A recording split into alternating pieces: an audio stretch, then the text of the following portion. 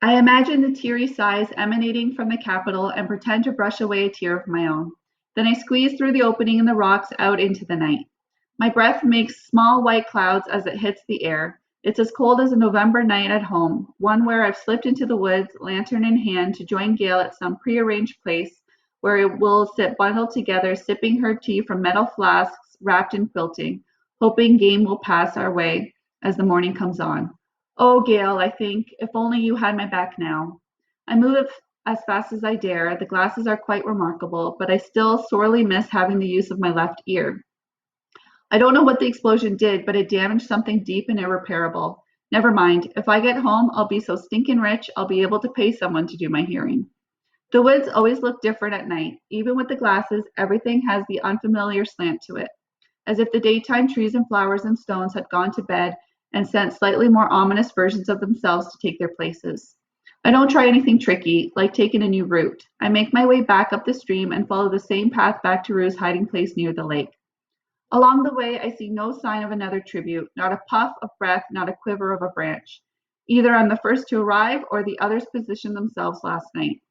There's still more than an hour, maybe two, when I wriggle into the underbrush and wait for the blood to begin to flow. I chew a few mint leaves, my stomach isn't up for much more.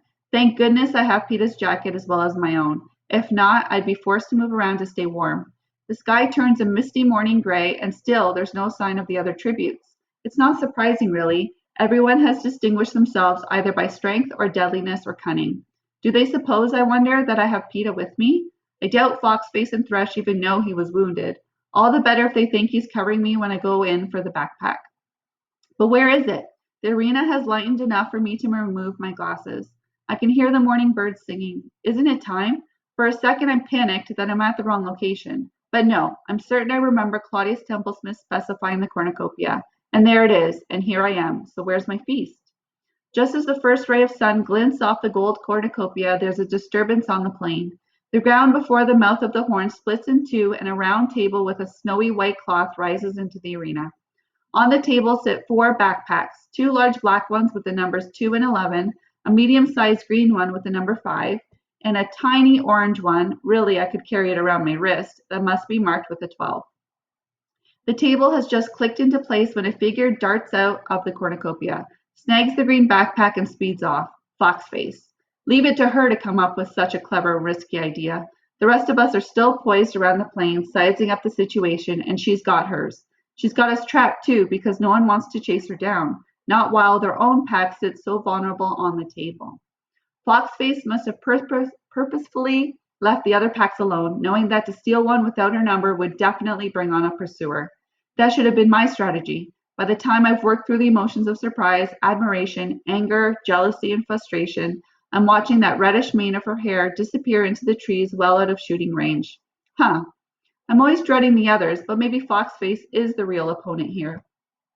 She's cost me time too, because by now it's clear that I must get to the table next. Anyone who beats me to it will easily scoop up my pack and be gone. Without hesitation, I sprint for the table. I can sense the emergence of danger before I see it. Fortunately, the first knife comes whizzing in on my right side so I can hear it, and I'm able to deflect it with my bow. I turn, drawing back the bowstring, and send an arrow straight at Clove's heart. She turns just enough to avoid a fatal hit, but the point punctures her upper left arm. Unfortunately, she throws with her right, but it's enough to slow her down a few moments, having to pull the arrow from her arm, taking the severity of the wound. I keep moving, positioning the next arrow automatically as only someone who has hunted for years can do. I'm at the table now, my fingers closing over the tiny orange backpack. My hand slips between the straps and I yank it up on my arm. It's really too small to fit in any other part of my anatomy. And I'm turning to fire again when the second knife catches me in the forehead. It slices above my right eyebrow, opening a gash that sends a gush running down my face, blinding my eye, filling my mouth with a sharp metallic taste of my own blood.